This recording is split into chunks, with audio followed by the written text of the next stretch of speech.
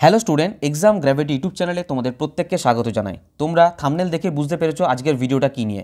শেষবারের মতো সর্বশক্তি দিয়ে আরেকবার, আর একবার তোমাদের সর্বশক্তি দিয়ে শেষবারের মতো চেষ্টা করতে হবে। কেন শেষবারের মতো বলছি? হয়তো এরপরে ফিজিক্যাল প্রোটেস্টে নামতে হতে পারে, হয়তো হতে পারে, এরকম সিচুয়েশান আসতে পারে। ঠিক আছে, দেখো এর আগেও টুইটার ক্যাম্পেন হয়েছে। কী জন্য হয়েছে? রেলওয়ে এলপি টেকনিশিয়ান ভ্যাকেন্সি নিয়ে আসার জন্য। কিন্তু যখন ভ্যাকেন্সি এলো দেখলাম টেকনিশিয়ানই গায়েব করে দিল, এবং এলপির যে ভ্যাকেন্সি দিয়েছে সেটা এমনই একটা পরিমাণ দিয়েছে যে স্টুডেন্টরা ফর্ম ফিল আপ করা ছেড়ে দিয়ে, প্রিপারেশন করা ছেড়ে দিয়ে কী করতে স্টার্ট করে দিল? আন্দোলন করতে স্টার্ট করে দিল। ঠিক আছে, স্টুডেন্টরা এমন ফোন করে করে কিছু কথা বলে, একদম বাস্তব কথা বলে, তাদের সিচুয়েশানের কথা জানায়, তারা কী রকমভাবে লাইভ লিড করছে সেই সিচুয়েশানের কথা জানায়। তো তাদের কাছে ভাষা নেই, আমার কাছে ভাষা থাকে না তাদেরকে কী বলে সান্ত্বনা দেবো, কারণ সান্ত্বনা দেওয়ার জায়গা রেলওয়ে কিন্তু রাখেনি। তাই কি হবে, কি করব না করব হতাশ না করে, যেটা করলে, যেটা পুরো ভারতবর্ষব্যাপী সমস্ত রেলওয়ে টিচার, সমস্ত রেলওয়ে স্টুডেন্টরা করছে, তোমাদেরকে সেটাই করতে হবে। দেখো আমি এখানে লিখে রেখেছি, পশ্চিমবঙ্গের সমস্ত শিক্ষক ও ছাত্রদের আহ্বান জানাই।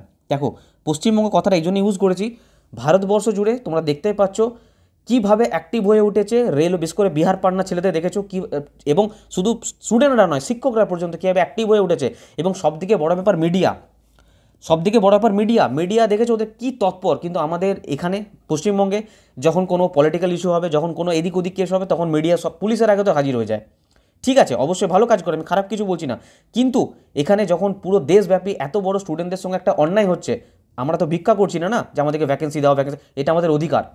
তো যখন এরকম সিচুয়েশনে দাঁড়িয়ে পড়েছে, তখন কোথায় মিডিয়া কোথাও নেই।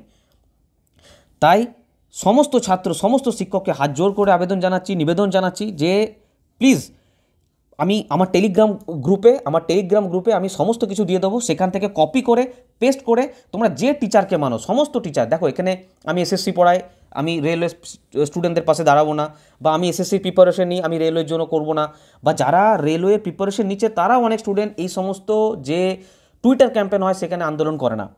তো এই জিনিসটা করো না। কাল যদি এসএসসির কোনো সিচুয়েশন খারাপ থাকে, তখন রেলওয়ে টিচাররা কেন যাবে না সেখানে? আমি জানি না কেন এই ধরনের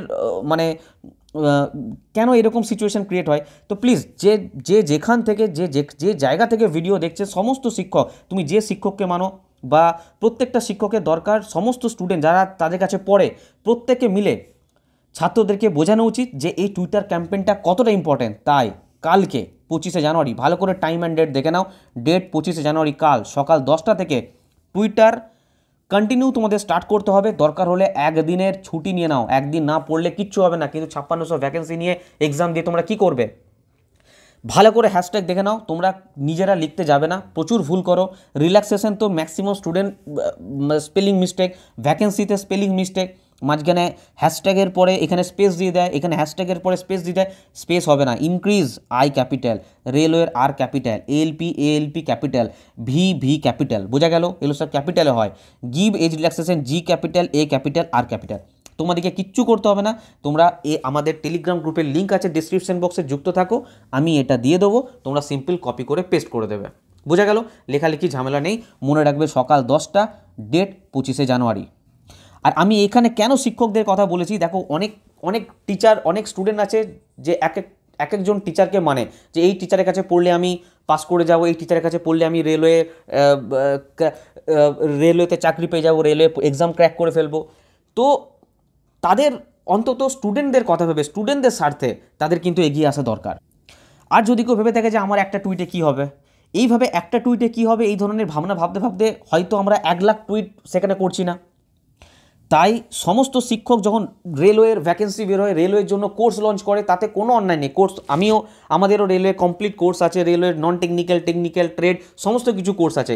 কোর্স তোমরা লঞ্চ করো, কোনো অসুবিধা নেই, কিন্তু স্টুডেন্টদের যখন এরকম সিচুয়েশন, এরকম সরকার যখন স্টুডেন্টদের সাথে এরকম করছে, তখন অন্তত সমস্ত শিক্ষকদের স্টুডেন্টদের পাশে এসে দাঁড়ানো দরকার।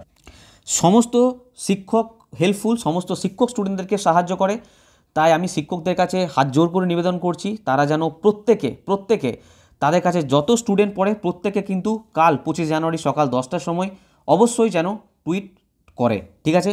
আর সবথেকে বড় ব্যাপার, ছাত্রদের যদি এরপরে যদি হাত গুটিয়ে বসে থাকো, না আমার একটা টুইট করে কি হবে, টুইট কীভাবে করতে হবে, অ্যাকাউন্ট কী করে খুলতে হবে, সমস্ত এক্সাম গ্র্যাভিটি চ্যানেলে দেখানো আছে, ওখান থেকে দেখো কী করে টুইট করতে হবে, তারপর টুইট করো। নইলে বসে হাউতাস করো, এত কম ভ্যাকেন্সি কেন, এত কম ভ্যাকেন্সি কেন, শুধু এসব করতে থাকো। এসব না করে কাল সকাল 10টার সময় সিম্পল টেলিগ্রাম গ্রুপে যাবে এক্সাম গ্র্যাভিটির, ওখান থেকে কপি করে অবশ্যই টুইট করবে সকাল 10টা 25শে জানুয়ারি।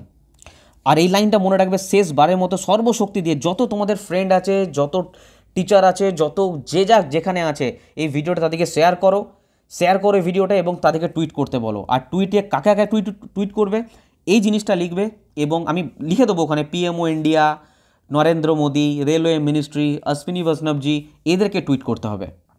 আর আমি এই একদিন আগে হয়তো এটা নিয়ে একটা ভিডিও বানিয়েছিলাম, যেখানে অফিসিয়াল ডেটা AILRSA থেকে জারি করেছে, যেখানে সত্যি ভ্যাকেন্সি কত কমপ্লিট দেখতে হবে। আমি তোমাদের একটা কথা বলে রাখি, এই যা মনে প্রশ্ন আছে না, এখন ফর্ম ফিল আপ করা ঠিক হবে কিনা, টেকনিশিয়ানের ভ্যাকেন্সি কবে আসবে, যা কিছু তোমাদের মনে প্রশ্ন আছে না, একটা প্লেলিস্ট আমি বানিয়ে দিয়েছি এক্সাম গ্র্যাভিটিতে।